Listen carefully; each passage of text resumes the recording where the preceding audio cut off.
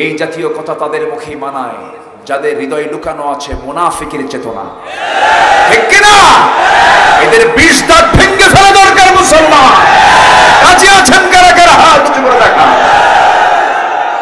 শুধু একজন নারীর কথাই কোরআনে নাম ধরে উল্লেখ আছে, এছাড়া কোন নারীর নাম আর সেকেন্ড নাই। ইমরাত ফিরাউন, ইমরাত লূত, ইমরাত নূহ এরকম উল্লেখ আছে, কিন্তু কোন সরাসরি কোন মহিলার নাম কোরআনে নাই। শুধু আছে কার নাম?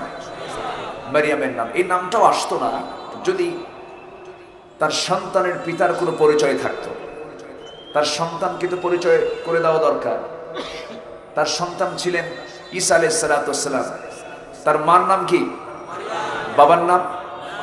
বাবার নাম তো বাবা গ্যাপ থাকার কারণে মাটা চলে আসছে।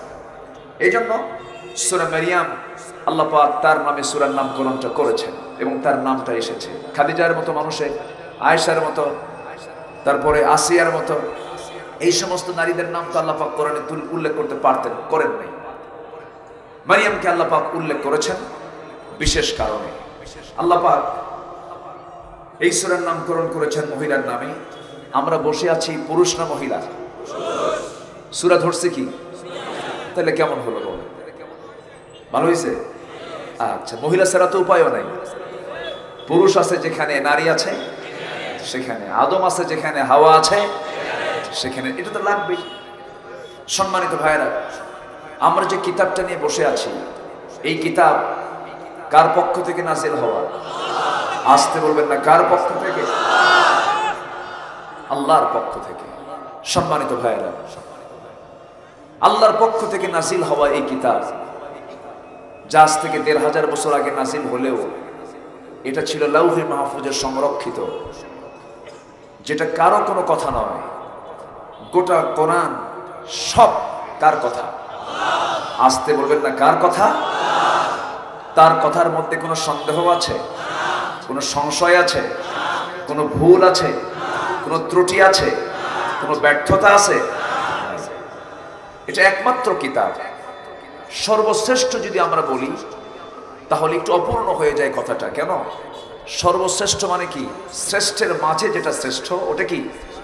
সর্বশ্রেষ্ঠ। তাহলে অন্য বইগুলোকেও, অন্য ধর্মের গ্রন্থকেও আপনি শ্রেষ্ঠ বলে আখ্যা দিলেন না। এই কিতাব একমাত্র কিতাব, এর সঙ্গে সমকক্ষ কোনো কিতাব, তুলনা করার মতো কিতাব পৃথিবীতে, আসতে বলবেন, পৃথিবীতে। ইসলাম সর্বশ্রেষ্ঠ দিন, সর্বশ্রেষ্ঠ ধর্ম বললে পরিভাষাটা অপূর্ণ হয়ে গেল, অপরিপূর্ণ হয়ে গেল।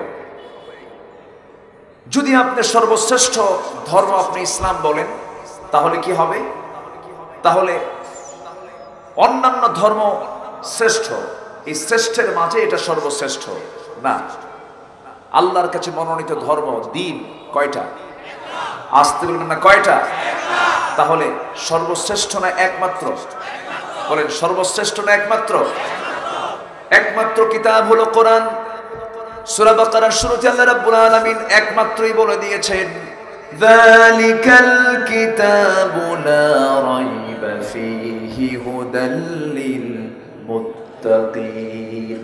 আবার ইসলাম যে একমাত্র দিন, জীবন বিধান, ধর্ম, এই কথা আল্লাহ রাব্বুল আলামিন বলে দিয়েছেন, ইন্নাদ-দীনা ইনদাল্লাহিল ইসলাম। আল্লাহর কাছে একমাত্র, শুধুমাত্র, কেবলমাত্র জীবন চলার বিধান, জীবন চলার পথ একটাই, তার নাম চিল্লায় বলেন কি? তার নাম কি? ইসলাম। আমাদের পরিচয়কে আমরা কি বলেন? আমরা কি? ইসলাম মানলে আমরা, ইসলাম না মানলে তাও মুসলমান। তাও কি মুসলমান? ব্রাহ্মণের ছেলে ব্রাহ্মণ হতে পারে, ঠাকুরের ছেলে ঠাকুর হতে পারে, পাদ্রীর ছেলে পাদ্রী হতে পারে, আলেমের ছেলে এলেম না থাকলে আলেম হতে পারে না, ইমামের ছেলে ইমামের যোগ্যতা না থাকলে ইমামতি করতে পারে না, খ্রিস্টানের ছেলে খ্রিস্টান হতে পারে, বৌদ্ধের ছেলে বৌদ্ধ হতে পারে, মুসলমানের সন্তান জন্ম নিয়ে মুসলমান হয়ে জন্ম নিলে মুসলমান হতে পারে না। বিষয়গুলো একটু খেয়াল করতে হবে। বহু ধর্ম আছে গোটা পৃথিবীতে, আছে না নাই? সবচেয়ে বড় ধর্ম কোনটা? না, সংখ্যার দিক থেকে যদি বলা হয় সবচেয়ে সংখ্যার দিক থেকে বড় বৌদ্ধ, বুদ্ধিস্টরা, এরপরে খ্রিস্টান, এরপরে কারা? মুসলমান, সংখ্যার দিক থেকে।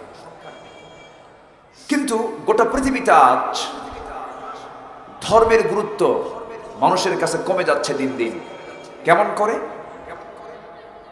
সবচেয়ে প্রত্যেকটি ধর্মের মানুষ যদি ধর্মকে প্রাধান্য দিত, আজকে সামাজিক চিত্রটা এরকম হতো না। কিন্তু আজকে আমাদের যত দল আছে, যত মত আছে, যত পথ আছে, আমাদের সবার চোখের সামনে খোলা আছে। বৌদ্ধ তার বৌদ্ধত্ব জলাঞ্জলি দিয়ে তার রাজনৈতিক দলকে সে প্রাধান্য দেয়, ঠিক কিনা? খ্রিস্টান তার খ্রিস্টানের চেতনাকে মাইনাস করে সে তার আরেকটা চেতনাকে প্রাধান্য দেয়। মুসলমান ইসলামকে বাদ দিয়ে হলেও তিনি যে রাজনৈতিক দল করেন সেই দলের উপরে তিনি প্রাধান্য দেন। এরকম কিছু আছে না নাই? আসতে বলবেন না, আছে না নাই? ব্যক্তির চাইতে কি বড়? দল বড়। দলের চেয়ে কি দেশ বড় নাকি? এরকম একটা কথা সমাজে চালু আছে না নাই? সবচেয়ে বড় কে? আসতে বলবেন, সবচেয়ে বড় কে? আমি তো মনে করি এখন গোটা পৃথিবীর অধিকাংশ মানুষ ধর্মকে প্রাধান্য না দিয়া তার চেতনাকে প্রাধান্য দেয় না। সকল চেতনাকে মাইনাস করতে হবে, ইসলামকে দিতে হবে সবার আগে মর্যাদা। ইসলাম যা বলবে আমি তাই বলবো, ইসলাম যা করবে করতে বলে আমি তাই করব। ইসলামের বাইরে যে কথাই আসুক না কেন আমার 4 পয়সা মূল্য তার না। এটার নাম হলো মুসলিম। এটার নাম কি? মুসলিম। সম্মানিত ভাইরা, কথা আছে, আস্তে আস্তে করে একটু বলি। আমার কথার ভিতরে আমি চেষ্টা করি আল্লাহ যেন আমাকে কিয়ামতের দিন না প্রশ্ন করেন, এই সলিমুদ্দি তুই তো হক কথাটা বললি না। আমার জবাবদিহিতা আছে না নাই? আমাকে অনেকেই বলেন, হুজুর একটু যতটুকু পারা যায় সহজ করে একটু স্বাভাবিকভাবে কথাগুলো বলবেন যেন কারো গায়ে না লাগে। এরকম বলে আমাদেরকে অনেকে। খুব চাপ হুজুর। আমি বলি, হুজুর আমার তো চাপ। আপনার কিসের থেকে চাপ? দুনিয়াবি চাপ। আমার আল্লাহ থেকে চাপ। আল্লাহ থেকে চাপ আছে না নাই? সতর্ক করতে হবে আমাদের সবাইকে, বাঁচাতে হবে জাহান্নাম থেকে। আমি নিজে বাঁচতে চাই, অন্য ভাইকে জাহান্নাম থেকে বাঁচাতে চাই। আল্লাহি এটাই হচ্ছে আমার মূল লক্ষ্য। আল্লাহি আমি এটাই চাই, আমার ভাইটা কেন জাহান্নামে যাবে, আমি কেন জাহান্নামে যাব? আমরা সবাই মিলে আমাদের বাপের বাড়িতে চলে যাব। আমাদের বাপের বাড়ি কোথায়? আমাদের বাপের বাড়ি কোথায়? আমরা এসেছি কোন জায়গা থেকে? আমাদের পৈতৃক ভিটা হলো জান্নাত। সেই জান্নাতে আমরা ফিরে যেতে চাই। জোরে বলি ইনশাআল্লাহ। ইসলাম বাদ দিয়া? ইসলাম পরে না ইসলাম আগে? দুনিয়ার সকল দল, চেতনা, ব্যক্তি এগুলো আগে না ইসলাম আগে? ইসলাম, ইসলামকে আগে রাখবেন, এরপরে যা হয় হোক। আমার ভাইয়েরা, আল্লাহ রাব্বুল আলামিন বলছেন, বান্দারে আমি ইব্রাহিমকে যে দিন দিয়েছি, আদমকে যে দিন দিয়েছি, তোকেও সেদিন দিয়েছি। আদম আলাইহিস সালাতু ওয়াস সালাম যেদিন দুনিয়াতে আসলেন তিনি নিয়ে এসেছেন, তার দিনের নাম কি ছিল? আজকে তার নাম কি? ইসলাম। ইব্রাহিম আলাইহিস সালাতু ওয়াস সালামের দিনের নাম ইসলাম ছিল। ইসলাম ছিল, আছে, থাকবে। এই পৃথিবীতে যত মানুষ এই পৃথিবীতে এসেছে এবং আসবে সবার জন্য দিন নির্বাচন করেছেন আমার আল্লাহ ইসলামকে।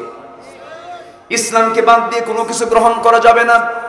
আল্লাহ রাব্বুল আলামিন বলেন, وَمَن يَبْتَغِي غَيْرَ الْإِسْلَامِ دِينًا فَلَن يُقْبَلَ مِنْهُ وَهُوَ فِي الْآخِرَةِ مِنَ الْخَاسِرِينَ। যে ব্যক্তি জীবন বিধান হিসাবে ইসলামটাকে ছেড়ে দিয়া অন্য কোনো দিনকে গ্রহণ করবে, আমি তার কোনো কিছুই কবুল করব না এবং সে খুসরান হয়ে যাবে, ক্ষতিগ্রস্ত হয়ে যাবে।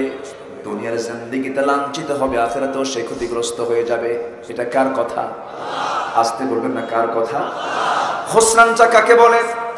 ক্ষতি দু প্রকার, একটা হচ্ছে নোকসান, আরেকটা হলো খসরান।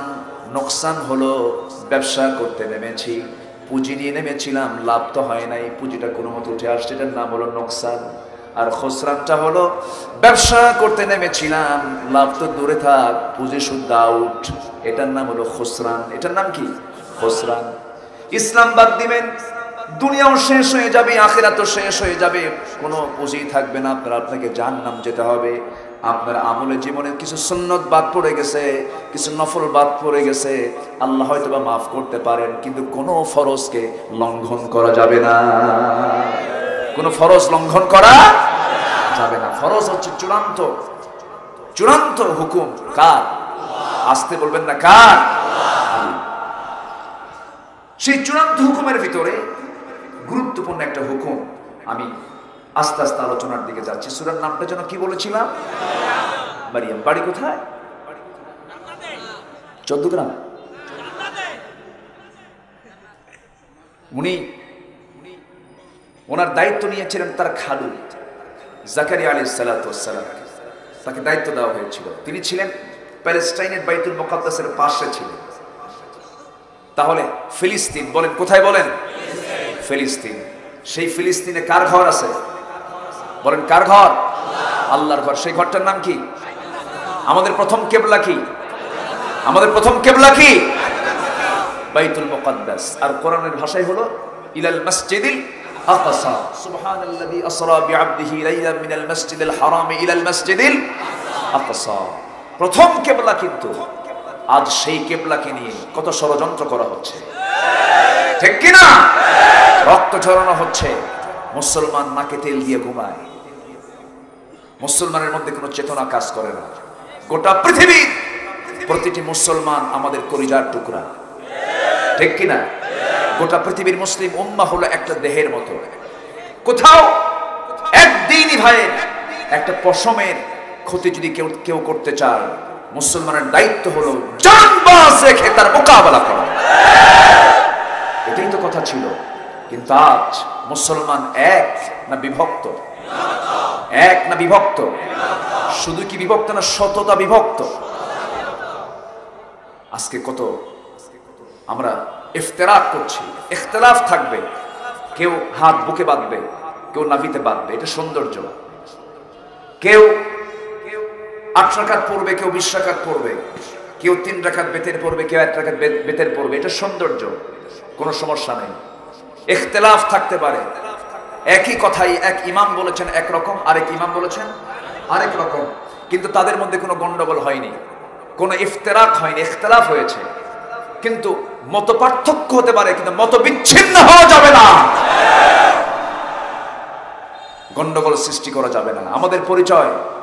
আমাদের পরিচয় হানাফি, হাম্বলি, শাফি, আহলে হাদিস, অমুক মুরিদ, অমুক দরবার, এগুলো আমাদের পরিচয় নয়। আমাদের পরিচয় হলো আমরা মুসলমান। আসতে বলবেন আমরা কি? মুসলমান। আমরা মুসলমান। এই পরিচয়ে আমরা একটা প্ল্যাটফর্মে আসব। মুসলমানদের বাইতুল মুকাদ্দাস মুসলমানদের হাতে উঠে আসবে ইনশাআল্লাহ। জোরে বলি ইনশাআল্লাহ। আল্লাহ চান আমরা পৃথক থাকতে না এক থাকতে। এটা কার কথা? আল্লাহর কথা। আল্লাহ রাব্বুল আলামিন বলেন, واعتصموا بحبل الله جميعا ولا تفرقوا واذكروا نعمة الله عليكم إذ كنتم أعداء فألف بين قلوبكم فأصبحتم بنعمته إخوانا جربون الله أكبر তোমরা আল্লাহর রজ্জুকে শক্ত করে আঁকড়ে ধরো, মত পার্থক্য সৃষ্টি করো না। আল্লাহ পাক আরেক জায়গায় বলছেন, শারা'a লাকুম মিনাদ-দীনি মা ওয়াসসা বিহি নূহান ওয়াল্লাযী আওহাইনা ইলাইকা ওয়া মা ওয়াসাইনা বিহি ইব্রাহিমা ওয়া মূসা ওয়া ঈসা আন আকিমুদ الدين ولا تتفرقوا فيه জোরে বলুন আল্লাহু আকবার।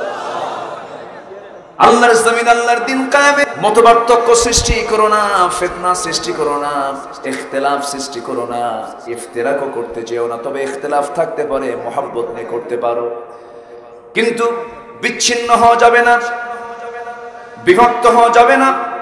আল্লাহ রাব্বুল আলামিন আরেক জায়গায় বলছেন ওয়াল তাকুম মিনকুম উম্মাতুন ইয়াদউনা ইলাল খায়র ওয়া ইয়া'মুরুনা বিল মা'রুফি ওয়া ইয়ানহাউনা আনিল মুনকার। তোমাদের মধ্যে এমন একটা টিম থাকা দরকার যারা সৎ কাজের আদেশ দেবে, অসৎ কাজের বাধা দেবে। কার কথা? আসতে বলবেন না কার কথা? আজকে আমরা মাহফিল আসছি, অসৎ কাজ না সৎ কাজ? অসৎ কাজ না সৎ কাজ? মাননীয় চেয়ারম্যান মহোদয়কে ধন্যবাদ জানাচ্ছি। উনি দুটো পয়েন্ট আমাকে বলেছেন, আমি বলবো এই কথাগুলো। দুটো পয়েন্ট আমি কথা বলবো, উনি আমাকে একটু নাড়া দিয়েছেন, খুব গুরুত্বপূর্ণ দুটো কথা। তারপর আমাদের মুরব্বী, উনি অসুস্থ, আমি দোয়া করি তার জন্য। আল্লাহ তুমি তাকে শাফায়ে কামেলা আজেলা দান করো। আল্লাহ তুমি তাকে দ্বীনের খেদমতে আঞ্জাম দেওয়ার তৌফিক দিয়ে দাও। সম্মানিত ভাইয়েরা, সম্মানিত বন্ধুগণ, আমরা মুসলমান, এই চেতনা যদি আমাদের লালন হয়, কোনো হিংসা থাকবে? কোনো হিংসা থাকবে? হিংসা থাকবে না। আমরা হিংসা মুক্ত হব, জোরে বলি ইনশাআল্লাহ। হিংসা মুক্ত জীবন গড়লে কোনো গন্ডগোল হবে না। আমরা ইখতিলাফ থাকুক, কিন্তু আমরা বিচ্ছিন্ন হব না, মারামারি কাটাকাটিতে যাব না, ফিতনা ফাসাদ সৃষ্টি করব না। এগুলো শয়তানের কাজ। কার কাজ? শয়তানের কাজ। এটা ভালো কাজ, ভালো উদ্যোগ নিয়েছে মাহফিল, এটা সৎ কাজ। যাত্রা, যাত্রা কি কাজ বলো? এটার অপোজিট হচ্ছে যাত্রা। যাত্রাতে ওয়াজ হয় না নাচ হয়? ওয়াজ হয় না নাচ হয়? এরকমই কিন্তু মঞ্চ সাজায়, এরকম মাইক নিয়ে আসে, মাইকম্যান আসে, লোকজন আসে, ওঠো মজলিস, ওঠো বৈঠক, ওখানে লোকজন আসে। যাত্রা হলে সৎ কাজ না অসৎ কাজ? আর মাহফিল হলে সৎ কাজ। তাহলে ভালো কাজ ভালো চালু করতে হবে, মন্দ বন্ধ করতে হবে। এটা কার কার হুকুম? আসতে বলবেন না কার হুকুম? কিন্তু আমার এই চোখে দেখা বহু দেখেছি আমি, তাফসীর মাহফিলের যিনি সভাপতি, তিনি যাত্রা কমিটির সভাপতি। এরকম আছে না নাই? আল্লাহ খুশি থাক, শয়তানও বেজার না হয়। এরকম পাবলিক আছে না নাই? না, এরকম সিস্টেম করে জান্নাত আপনি পাবেন না। যে কোনো একটা লাইন আপনাকে ধরতে হবে। আচ্ছা, এই ওয়াজ মাহফিল গুলো চলতেছে, এটা জাতির জন্য ক্ষতি না কল্যাণ? এতে নামাজি কমবে না বাড়বে? ভালো মানুষ কমবে না বাড়বে? বাড়বে। এখানে এসে দ্বীনের কিছু আলোচনা শুনবে, তার জীবনে এগুলো আমল করবে, এটা তো চালু থাকা দরকার। বরঞ্চ তা না বলে কোন এক বুদ্ধিজীবী, বুদ্ধিজীবী কি জীবী, 16 GB, 32 GB, 64 GB, 128 GB, 256 GB বুদ্ধিজীবী। এই বুদ্ধিজীবী বলল যে আবহমান কাল ধরে চলে আসা দেশের যাত্রা, তারপরে লোকযাত্রা, পালাযাত্রা, লোকসঙ্গীত, এই সমস্ত সংস্কৃতিগুলো শত শত বছর ধরে এই দেশে চলে আসছিল। এগুলো আজ হারিয়ে যাবার পথে। এই হারিয়ে যাবার পথের সবচেয়ে বড় অন্তরায় হয়ে দাঁড়িয়েছে নাকি ওয়াজ মাহফিল। এই জাতীয় কথা তাদের মুখেই মানায় যাদের হৃদয়ে লুকানো আছে মুনাফিকের চেতনা, ঠিক কি না? এদের 20 দাঁত ভেঙে ফেলা দরকার। মুসলমান কাজে আছেন কারা কারা? হাত উঁচু করে দেখা। সম্মানিত ভাই সব,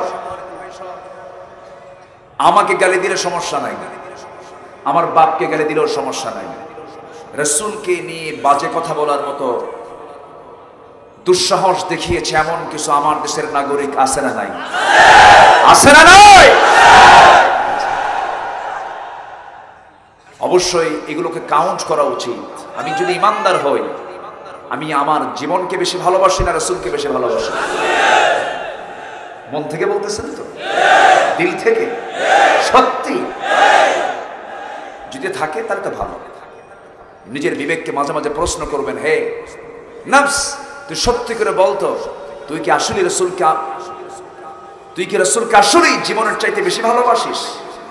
যদি মনটা বলে হ্যাঁ ভালোবাসি, তাহলে ভাবতে হবে হ্যাঁ আমি ইমানদার, ঠিক আছে। সম্মানিত ভাইয়েরা, রাসূলকে যদি না ভালোবাসতে পারি, আল্লাহর ভালোবাসা কি পাওয়া যাবে? আল্লাহ তাআলা একটা আয়াতের মধ্যে বলে দিয়েছেন, আমি ওইদিকে যাব না, 8টা বিষয়ের কথা।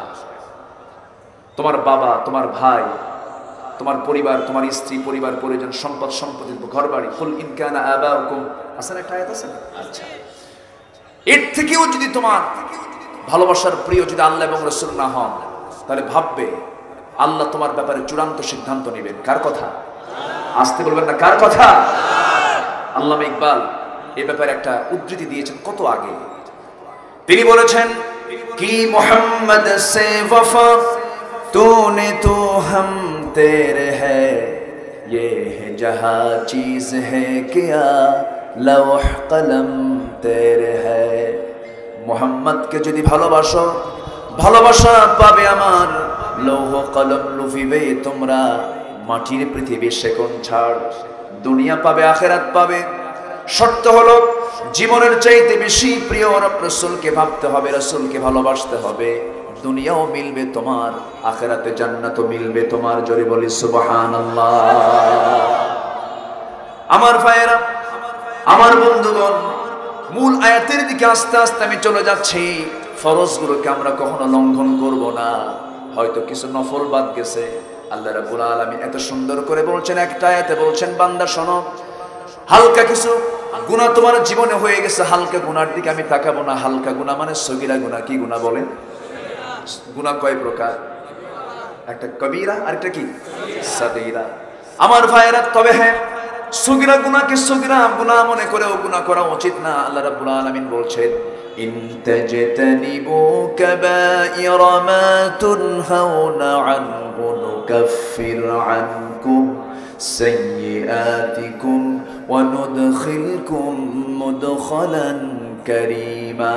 জোরে বলুন আল্লাহু আকবার। তুমি যদি বড় বড় কবিরা গুনাহগুলোকে নিজের জীবন থেকে মাইনাস করে ফেলো, ছোটখাটো গুনাহ তুমি যা করেছো, ওই সমস্ত গুনার দিকে আমি আল্লাহ না তাকায়া সব কিছু মাফ করে আমি তোমাকে জান্নাত দিয়ে দেব। বড় গুনাহ করা যাবে, সুদ খাওয়া ছোট গুনাহ? হ্যাঁ, ছোট গুনাহ না বড় গুনাহ? এই বড় গুনাহ কি আজকে সমাজে ছোট হয়ে আছে না বড় হয়ে আছে? বড় গুনাহ যেহেতু বড় হয়ে থাকে। হাজী সাহেব হজ করে এসেছেন, সুদের কারবার ছাড়তে পারেন না, এমন হাসি তো নাঙ্গলকোটে নাই, আছে এরকম হাসি? তাহলে লিখতে হবে বিশিষ্ট সুদখোর, বিশিষ্ট হাসি, নাকি এরকম বলা উচিত না? যেহেতু আমার দেশে হাসি হজ করলেই তো হাসি নাম হয়ে যায়, যেহেতু সুদও খায়, বিশিষ্ট সুদখোর এবং বিশিষ্ট হাসি, এরকম আছে না নাই? সুদকে আমরা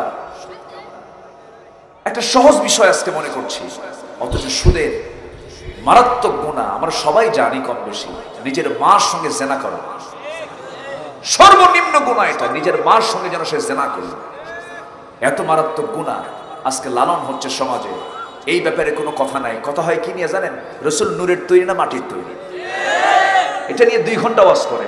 যারা এই বিষয় নিয়ে কথা বলে মাঠে, এই আউটডোরে এসে, আমভাবে এসে, ওদেরকে মঞ্চ থেকে নামায় দিবেন। এগুলো ওয়াজের বিষয় আমভাবে নয়, এগুলো ওলামা কাউন্সিলের কথা। রাসূল নূর না মাটি, এই সমস্ত কথা হবে ওলামা কাউন্সিল, খাস বৈঠকে এই সমস্ত কথাগুলো হবে। ফরজ নামাজের পরে মোনাজাত, তারপর মিলাদ, কিয়াম, এগুলো নিয়ে কথা, এগুলো দিনের কোনো বড় বিষয় নয়, এগুলো নিয়ে কথা বলার দরকার নাই। আমরা সুদ নিয়ে কথা বলতে চাই, আমরা জেনা নিয়ে কথা বলতে চাই। যুবকরা আজকে শেষ হয়ে গেল, যুবকের হাতে আজকে মাদক, এগুলো ব্যাপারে কথা বলার দরকার আছে না নাই? আজকে যুবকদের চরিত্র শেষ হয়ে যাচ্ছে। ইউসুফের যে চরিত্র হবে ইউসুফের, আজকে যুবকদের মধ্যে সেই ইউসুফের চরিত্র নাই। কেন? কি জন্য? এগুলোর কারণ বের করার দরকার আছে না নাই? কষ্ট পাচ্ছেন আপনারা? আমরা আগে সুন্নত দেখবো না ফরজ দেখবো?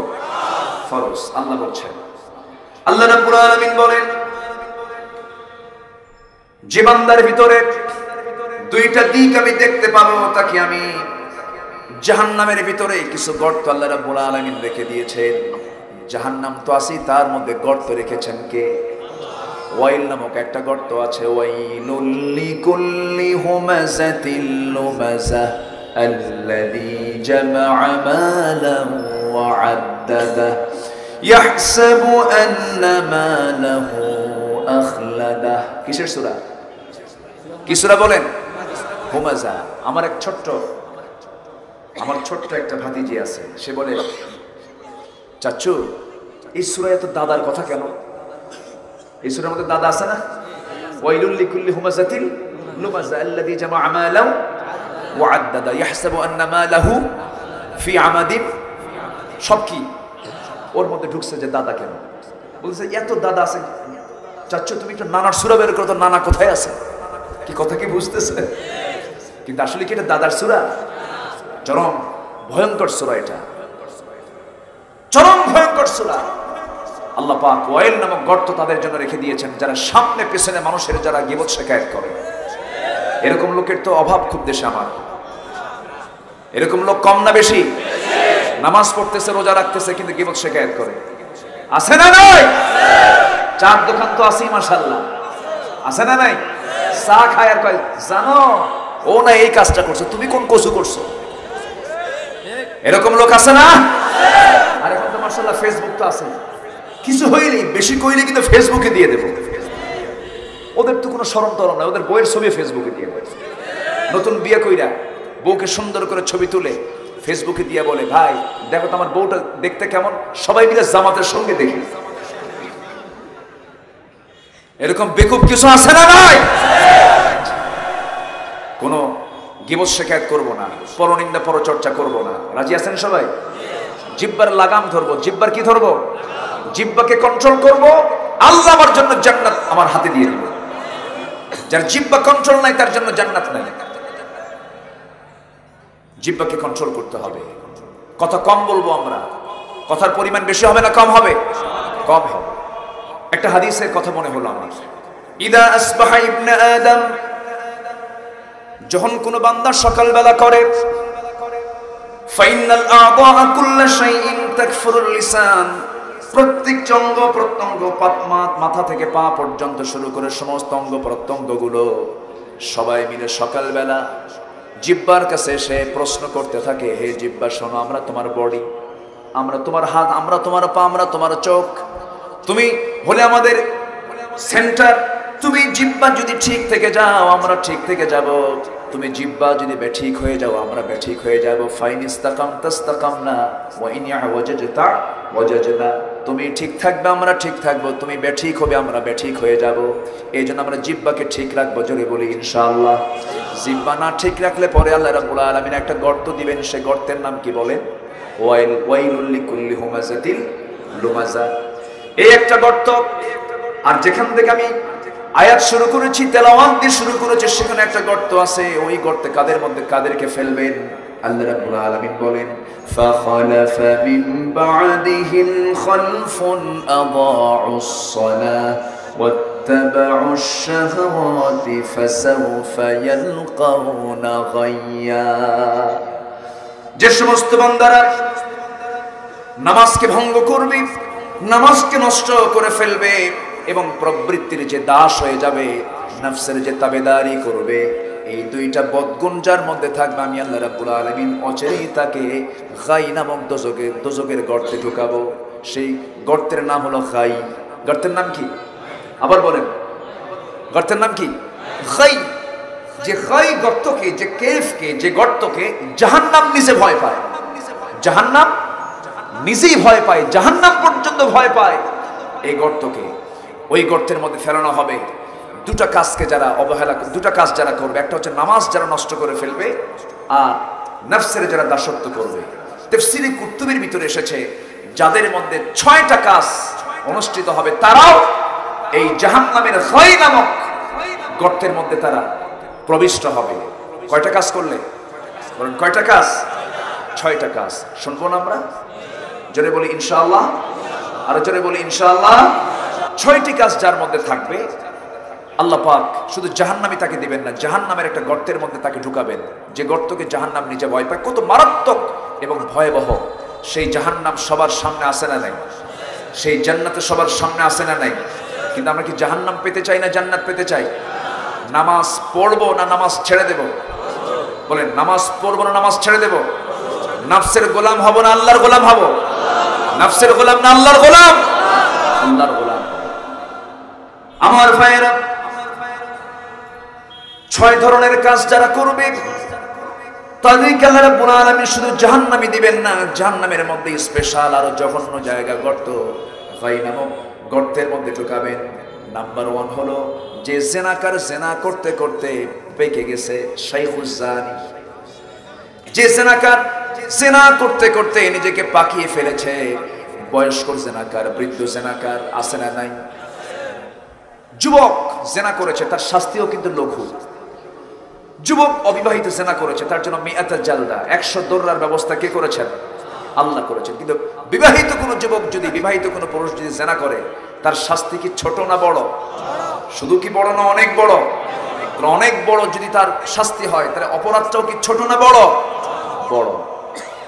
আল্লাহ রাব্বুল আলামিন বলেন এই জেনার শাস্তি হলো এত মারাত্মক, এই পৃথিবীতে বেঁচে থাকার তার কোনো অধিকার থাকতে পারে না। আল্লাহ রাব্বুল আলামিন তাকে সেই দিনও জাহান্নাম, শুধু জাহান্নাম দিবেন না, তাকে গাই নামক সেই গর্তের মধ্যে ঢুকাবেন। নাম্বার 2 হলো যে মদ্যপান করতে করতে পেকে গেছে, চোখ লাল বানায় ফেলছে, দেখলেই তো টের পাওয়া যায় মদ খাওয়ালো, টের পাওয়া যায় না? যে মদ খায় তার চেহারা এটা ফুটে ওঠে, বালা মান কাসাবা সাইয়্যাতাও ওয়া আহাতাত বিহি খাতিআতুহু। তুমি পাপ করবা, পাপ তোমাকে ঘেরাও করে ফেলবে। যে বিড়ি খায় ঠোঁটে টের পাওয়া যায় কিনা বলেন? যে বিড়ি খায় তার চিহ্ন কোথায় আছে? যে মদ খায় তার চিহ্ন কোথায় আছে? চোখে। যে পাপ করবে, পাপ তার চেহারায় ফুটে উঠবে। বিড়ি খাওয়া কি? আচ্ছা, বিড়ি কি ডান হাতে খাওয়া যায় না বাম হাতে খাওয়া যায়? হ্যাঁ, কিছুই তো কর না আপনারা। একটু হেকমতান প্রশ্ন করলাম। আমাদেরকে মাঝে মাঝে প্রশ্ন করে, হুজুর বিড়ি খাওয়া কি? মানে ওনার লক্ষ্য হলো দেখি তো কোনো মতো জায়েজ করে নেওয়া যায় না। এই প্রশ্ন করার দরকার কি? বিড়ি, আমি বরিশাল ভোলা থেকে মাহফিল করে বরিশালের উদ্দেশ্যে যাচ্ছিলাম, ফেরিতে চড়েছি আমি। দেখি এক চাচা ঠিক নদীর মাঝখানে টুলের উপরে বসে পার উপরে পা তুলে দিয়ে সামনের নদীর ঢেউগুলো দেখতেছে, মানে উত্তাল তরঙ্গ দেখছে। আর এত সুন্দর করে সে মনোযোগ দিয়া ওগুলো দেখতেছে, আর এত সুন্দর করে বিড়ি টানতেছে। বিড়ি টান দেখে মনে হলো যে 16 বছরের তাগড়া জুয়ান। তো বললাম, চাচা আপনি এই বুড়া বয়সে এরকম করে টানতেছেন, তো এটাকে ছেড়ে দেওয়া যায় নাকি? বাবা বুঝবা না, বিড়ি হলো উন্নতির সিঁড়ি, প্রতি টানে তৃপ্তি আনে। যেরকম নাউজুবিল্লাহ, খাবেন না, এগুলো খাওয়া যাবে না। সকল নেশা হারাম। কে করেছেন? আসতে বলো না, কে করেছেন? পান খান, পানের মধ্যে কোনো আপত্তি নেই, পান আপনি খেতে পারেন, পান খেতে কোনো আপত্তি নেই। যারা বুড়ো হয়ে গেছেন, বুড়োর মুখে জিহ্বাটা কি বলে, ঠোঁটটা যদি লাল না হয় তাহলে কেমন হলো? আপনি পান খান, সমস্যা নাই। কিন্তু পানের সাথে আবার হাকিমপুরি রাহমাতুল্লাহ আলাইহি কেন? এখানে কথা আছে না নাই? হাকিমপুরিতে যে পাতা বিড়ির ভিতরেও সেই পাতা, যেটাই লাউ সেটাই কদু। হ্যাঁ, ভাবতেছেন যে শুধু আমি সাধারণ লোককে বললাম, আমি আলেমদের উদ্দেশ্য কথাগুলো বলে দিলাম। এগুলো করবেন না। সকল নেশা থেকে আল্লাহ পাক জাতিকে হেফাজত করুন। জোরে বলি আমিন। নামাজ আছে যেখানে নেশা নাই, নামাজ আছে যেখানে নেশা নাই, নামাজের সাথে নেশার কোনো সম্পর্ক থাকবে না। কষ্ট হচ্ছে আপনাদের? 6 জনকে গায়ে গর্তে আল্লাহ পাক ঢুকাবেন। কি গর্ত? গাই। ফাসাউফা ইয়ালকাউনা গাইয়া। আমার ভাইয়েরা, নাম্বার 3 হলো যে সুদখোর, সুদের কারবার করতে করতে শেষ পর্যন্ত ফতুয়া বানায় ফেলে। সুদ তো ব্যবসার মতোই, আছে না নাই? আমার বন্ধুগণ, একজন পয়গম্বর ছিলেন, ঈসা আলাইহিস সালাতু ওয়াস সালাম, যিনি কবরবাসীর সামনে গিয়ে যখন দাঁড়িয়ে বলতেন, কবরবাসী দাঁড়িয়ে যাও, কুম বিইذনিল্লাহ, আল্লাহর নির্দেশে দাঁড়িয়ে যাও, সঙ্গে সঙ্গে কবরবাসী দাঁড়ায় যেত, কবরবাসীর সঙ্গে সঙ্গে দাঁড়িয়ে যেত। একদিন তিনি এক কবরবাসীকে যখন লক্ষ্য করে বললেন, কবরবাসী দাঁড়ায় গেছে, মুখ পেটের ভিতরে সাপ কামড়াচ্ছে, মুখ দিয়ে রক্তগুলো গড়ে গড়ে পড়তেছে। একজন প্রশ্ন করলেন, আল্লাহর নবী ঈসা আলাইহিস সালাতু ওয়াস সালাম, এই কবরবাসীর এই শাস্তি, জঘন্য শাস্তি কেন হচ্ছে, এর কারণটা কি? সঙ্গে সঙ্গে তিনি বলেন, শোনো, এই ব্যক্তিটা দুনিয়ার জিন্দেগিতে মারাত্মকভাবে সুদের কারবার করেছে। সুদের কারবার করা যাবে না, হারামের কোনো আরাম নাই।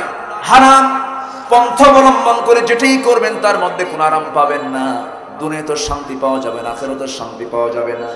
নাম্বার 4 হলো যে সন্তান পিতামাতার সেবা থেকে বঞ্চিত, যে সন্তান পিতামাতার সেবা করতে চায় না, পিতামাতার দিকে খেয়াল করতে চায় না, কিন্তু আল্লাহ রাব্বুল আলামিন পিতামাতার দিকে খেয়াল করার যে হুকুমটা দিয়েছেন, সুন্নাত হুকুম না ফরজ হুকুম? আজকে সুন্নাত হুকুম না ফরজ হুকুম? আজকে আপনারা যারা আসছেন এই হুকুমগুলো যদি মেনে চলতেন, আজকে চেয়ারম্যান সাহেবের এই কথাগুলো বলা লাগতো না। তিনি আমাকে রিপোর্ট করেছেন, শুধু এই ইউনিয়ন কোন হয়তো বলবেন হুজুর আমাদের দুর্নাম চেয়ারম্যান সাহেব করলো। শুধু এই ইউনিয়ন না, গোটা দেশের জাতীয় সমস্যা আজকে সবচেয়ে বড় সমস্যা হলো বড় বড় শিক্ষিতের পরিবারে। ধানমন্ডি চলে যান, বাড়িধারায় চলে যান, ডিওএইচএস চলে যান, সেই বড় বড় গুলশান বাড়িধারার দিকে চলে যান, ওই সমস্ত এলাকার কোন বাড়িতে বুড়ো মানুষ ম্যাক্সিমাম পাবেন না। আমি নিজের চোখে দেখে এসেছি। কিছু বৃদ্ধাশ্রমে মাঝে মাঝে আমি সফর করে যাই, গিয়েছিলাম গত বছর কাপাসিয়াতে একটা বৃদ্ধাশ্রম আছে, সেখানে গিয়েছে, যে দেখি কিছু বুড়া মানুষ সেখানে একা একা পড়ে আছে। একজনকে বললাম, চাচা এই বুড়া বয়সে আপনি এখানে কেন? সম্ভ্রান্ত চেহারা তার, দেখলাম অনেক বড় অফিসার তিনি ছিলেন। বললাম, চাচা আপনি এখানে কেন? বলছে, বাবা আমার ছেলেরা আমাদেরকে দেখার সময় পায় না। কেন সময় পায় না? কি করে তারা? বড় বড় ডাক্তার, তারা বড় বড় কর্মকর্তা, তারা কোথায় তাদের বাড়ি?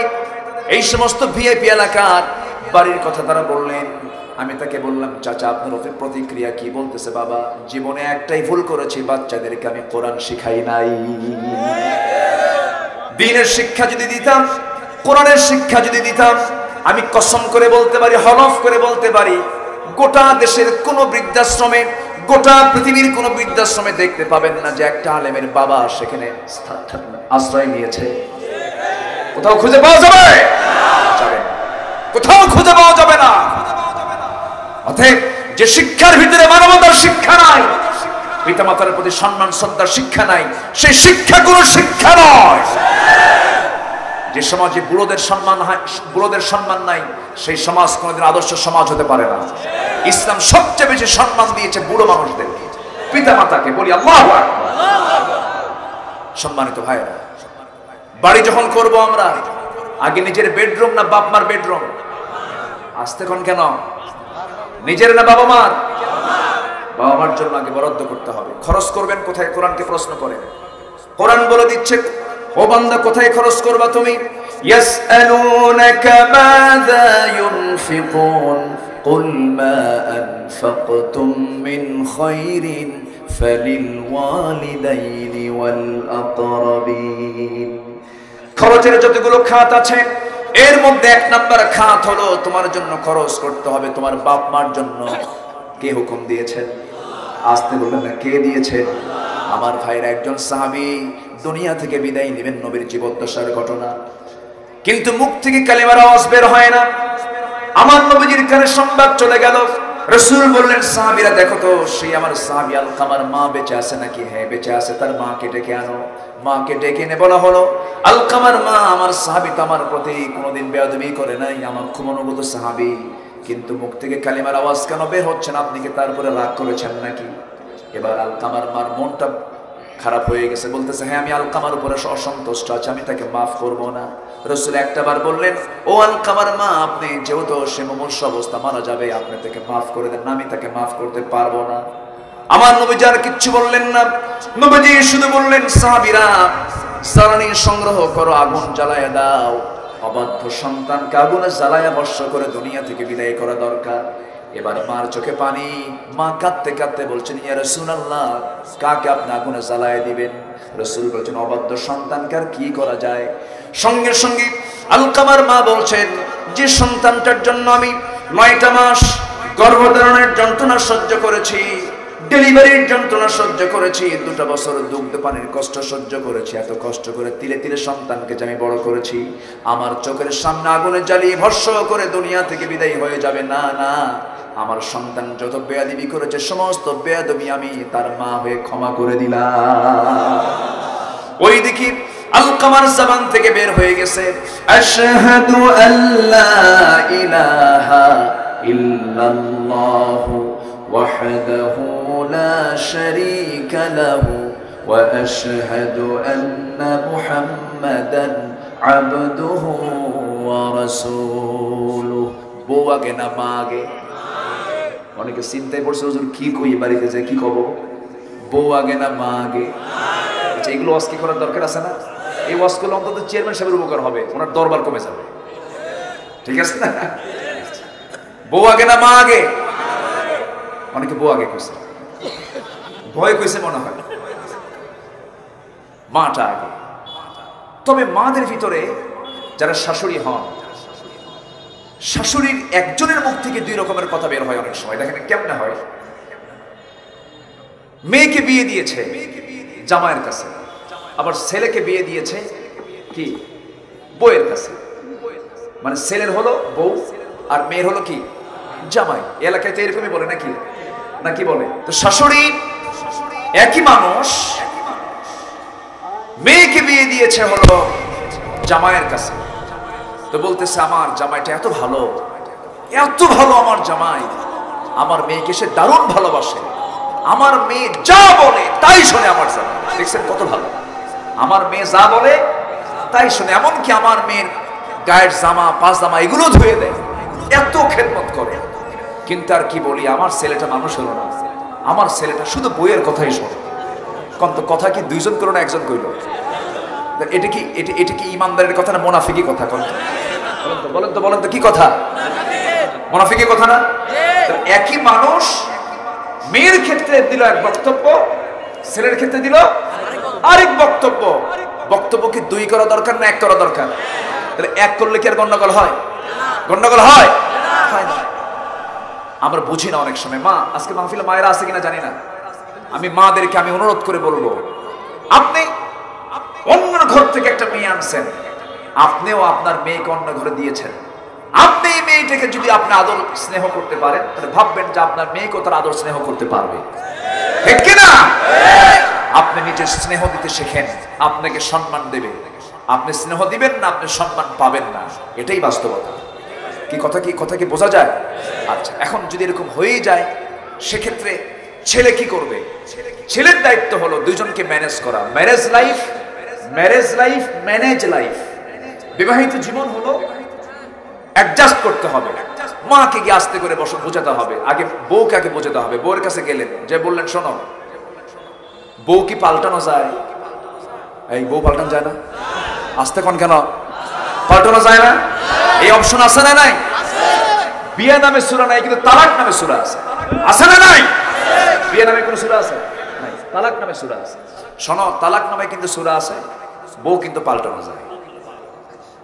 কিন্তু আমার বউ, তুমি সত্যি করে বলো তো, মা কি পাল্টানো যায় না? শোনো, যেহেতু মা পাল্টানো যায় না, তাহলে আমি কি করবো বলো? তুমি একটু ধৈর্য ধরো। মা তো একটাই আমার, মা তো আর জীবনে দুইটা হয় না, মা তো একটাই। এটা বউকে বোঝালেন। এবার মার কাছে এসে বললেন, মা শোনো, তোমাকে আমি ডাক দিতে, আমার মুখ থেকে মা ডাকটা শুনতে তোমার কত ওয়েট করতে হয়েছে। আমি পেটের মধ্যে ছিলাম, কত লাথি খুদা মারছে তোমার পেটে, তোমার কলিজায় 9 মাসে 4500 বার ঘুতা মেরেছি। তুমি কষ্ট স্বীকার করেছো, ডেলিভারি যন্ত্রণা সহ্য করেছো, এরপর দুগ্ধ পান করেছি আমি। 2 বছর ডাকি না, তোমাকে ডাকতে পারি না। 2 বছর পর আমি যেদিন তোমাকে মা বলে ডেকেছি, তোমার কেমন লাগছে? খুব ভালো, খুব আনন্দ। মা বাবা খুব আনন্দ পাইছি। তাই যদি হয়, আমার বউটা প্রথম দিনে সেই তোমার আম্মা কয়ে ডাকে, তুমি খুশি হও না কেন? কি কথা কি বোঝেন না? এইভাবে একটু ওয়াজ করবে, ওয়াজ করলে ঠিক হয়ে যাবে। জোরে বলি ইনশাআল্লাহ। রাগারাগি করা যাবে, কোনো গোসা করা যাবে যাবে না। নাম্বার 5 হচ্ছে, নাম্বার 3 হলো, আমরা কি বললাম, যে সন্তান পিতা মাতার সঙ্গে নাফরমানি করবে তার জন্য কি গর্ত আছে? বলেন, সেই গর্তের নাম কি? মুখস্থ করে যান। ফাসাফা ইয়ালকাউনা গাইয়া। গাই নামক দোজখের গর্তে তাকে নিক্ষেপ করা হবে। নাম্বার 4 হলো যারা মিথ্যা, নাম্বার 5 হলো যারা মিথ্যা সাক্ষী দেবে। মিথ্যা সাক্ষী দেবার কারণে তাদেরকে গাই নামক দোজখের গর্তে দেওয়া হবে। মিথ্যা সাক্ষী তো আমার দেশে নাই। আসতে বলবেন না, ছেনে নাই। এমন সাক্ষীও বাংলার জমিনে খুঁজে পাওয়া যায়, এমন সময়ের কেস মামলা সেই সময় তার জন্মই হয় না, সাক্ষী আছে না নাই? আবার আপনি মিথ্যা সাক্ষী দিবেন, মিথ্যা রায় দিবেন, তারও কিন্তু একটা রেজাল্ট আছে, যার রেজাল্ট বাংলার জমিনে হয়ে গেছে। যে রায়টা দিয়েছিল, সেই সমস্ত রায় যারা দিয়েছেন, যাদের মুখ থেকে রায় বের হয়েছে, তাদের বিরুদ্ধে আবার 11 বছরের সাজাও হয়ে গেছে। যারা রায় দেয় তাদের সাজাও হয়। এটাই তো বাস্তবতা। মিথ্যা নিয়ে থাকলে কেউ শান্তিতে থাকতে পারবো না। আমরা মিথ্যা ছেড়ে দেব। জোরে বলি ইনশাআল্লাহ, আরো জোরে বলি ইনশাআল্লাহ। আমরা ভ্রাতৃত্বের বন্ধন তৈরি করব। আমরা পরস্পর শত্রু না ভাই, বলেন পরস্পর শত্রু না ভাই। খলিফা ওমরের শাসনামলে একটা ছেলে একটা বৃদ্ধ লোককে পাথর মেরে হত্যা করে। কেমনে হত্যা করে? মানে তার একটা উট ওই বৃদ্ধ লোকের খেজুর বাগানে ঢুকে পড়ছিল। খেজুর বাগানে ঢুকে পড়ার কারণে ওই বৃদ্ধ লোকটা ওই উটের চোখ কানা করে দেয়। কি কানা করে দেয়? চোখ কানা করে দেয় পাথর মেরে। এটাকে সহ্য করতে না পেরে ওই উটওয়ালা ওই ছেলেটা সে করে কি, ওই বৃদ্ধকে লক্ষ্য করে একটা ইট মানে পাথর মেরে দেয়। সে পাথরটা হঠাৎ করে মাথায় গিয়ে লাগে, মারা যায়।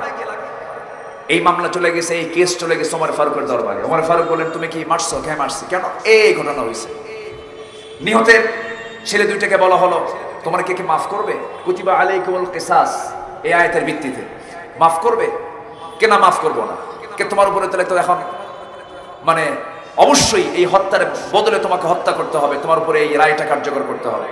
তখন ওই ছেলেটা বলে যে, আমিরুল মুমিনিন, আপনি আমাকে যদি 3টা দিন সময় দিতেন, আমি একটু আমার পরিবারটা গোছায় নিয়ে, আমার ছোট ভাই আছে, আমার ছোট ভাইয়ের কিছু সম্পদ কিছু জায়গায় গচ্ছিত আছে, সে জানে না, আমি এগুলো বোঝায় দিয়ে আমি আদালতে হাজির দেব, হাজিরা দিয়ে দেব, আপনি আমার উপরে শাস্তি কার্যকর করে দিবেন। আমাকে 3টা দিন সময় দেন। কিন্তু তোমার জামিনকে, তুমি একজনকে অবশ্যই তোমার রেফারেন্স একটা লোক লাগবে। তো কেউ বের হয় না সামনে থেকে। একজন সাহাবী আবু যার গিফারী রাদিয়াল্লাহু তাআলা বললেন, আমিরুল মুমিনিন, ওর জামিন আমি হলাম। কেন? মুসলমানের বিপদে মুসলমান একজন দাঁড়াতেই হবে। জোরে বলি সুবহানাল্লাহ। দাঁড়িয়ে গেলেন, জামিন হলেন, ছেড়ে দিলেন ওমর ফারুক। চলে গেছে। 2 দিন চলে যায়, খবর নাই। 3 দিনের বিকাল বেলা পর্যন্ত খবর নাই। ওমর ফারুক বলেন, আবু যর, শেষ পর্যন্ত তোমার কাল্লাই তো যাবে, তুমি তার জামিন হলে কেন? তিনি বলছেন, একজন মুসলমানের জন্য যদি কাল্লাও দিতে হয় তাও দেব, কিন্তু ভ্রাতৃত্বের বন্ধন নষ্ট করব না। চিন্তা করেন, সন্ধ্যার মধ্যেই দেখি ছেলেটা চলে আসছে। ওই ছেলেটা যখন চলে আসছে, সাইয়েদনা ওমর ফারুক বললেন, ওই বালক, ওই উটের মালিক, ছোট্ট ছেলে, তুমি যে চলে আসলে, তুমি তো নাও আসলে পারতে। সে বলছে, মুসলমানদের জবান কখনো 2 হতে পারে না, আমানতের খেয়ানত করতে পারে না। এই দৃশ্য দেখে নিহত ব্যক্তির 2টা সন্তান চোখে পানি চলে এসেছে। তারা কেঁদে কেঁদে বলছে যে, ছোট্ট ছেলের জন্য একজন সাহাবী জীবন দিতে প্রস্তুত হয়, সেই ছেলেকে আমাদের পিতার পক্ষ থেকে আমরা তার সন্তান হয়ে আমরা তাকে মাফ করে দিলাম। কি প্রতিশোধ না ভালোবাসা? প্রতিশোধ না ভালোবাসা? এটাই তো মুসলমানদের ইতিহাস হওয়ার কথা ছিল। মিথ্যা সাক্ষী মুসলমান দেবে, এটা কল্পনা করা যায়? আমরা মিথ্যা সাক্ষী দেব না, চেয়ারম্যান সাহেবের ঝামেলা কমে যাবে। জোরে বলি ইনশাআল্লাহ, জোরে বলি ইনশাআল্লাহ। আচ্ছা, নাম্বার 6 হলো যে নারী অপর সন্তানকে স্বামীর সন্তানে পরিণত করে। মানে কথাটা একটু ঘুরে ফিরে আসছে, যে নারী অপর সন্তানকে স্বামীর সন্তান হিসাবে পরিণত করে, চালিয়ে দেয়। অর্থাৎ জেনার কাছে যে নারী থাকে, অবৈধ সন্তান পেট ভাড়া করার কিছু সিস্টেম এখন আছে না নাই? এখন নব্য দুনিয়ার তো সংস্কৃতি পেট ভাড়া করা, এটা সম্পূর্ণ হারাম, ঠিক কিনা? সম্পূর্ণ হারাম। বিয়ের পূর্বে বাপ হয়ে যায়, এমন আছে না নাই? কে? মেসি, তারপরে কি নাম, নেইমার, এরপর একটা রোনালদো, এরা বিয়ে করে হলো 20 বছর পরে, আর বাপ হয় 20 বছর আগে। আর এদের মডেলগুলো আমাদের মুসলমান যুবকরা গ্রহণ করে। মাথার চুলগুলো কি মডেল? কে মেসি, তুমি কি নেইমার, তুমি কি কুত্তা, এগুলো আছে না নাই? ওগুলো আমার মডেল নয়, আমার মডেল হচ্ছেন মুহাম্মদ সাল্লাল্লাহু আলাইহি ওয়াসাল্লাম। আল্লাহ তুমি সবাইকে বোঝার তৌফিক দিয়ে দাও। সবাইকে আমরা 5 ওয়াক্ত নামাজ পড়ি, সবাইকে 5 ওয়াক্ত নামাজ পড়ি। নামাজ 5 ওয়াক্ত আর ছেড়ে দেব না। কার একটা হাত তুলে দেখান তো, কারা কারা ছেড়ে দিবেন একটা হাত তুলে দেখান। বলি ইয়া আল্লাহ, ইয়া রহমান, ইয়া রহিম, ইয়া হাইয়্যু, ইয়া কাইয়্যুম, আমাদেরকে 5 ওয়াক্ত সালাত আদায় করার তৌফিক তুমি আল্লাহ দিয়ে দাও। জোরে বলি আমিন।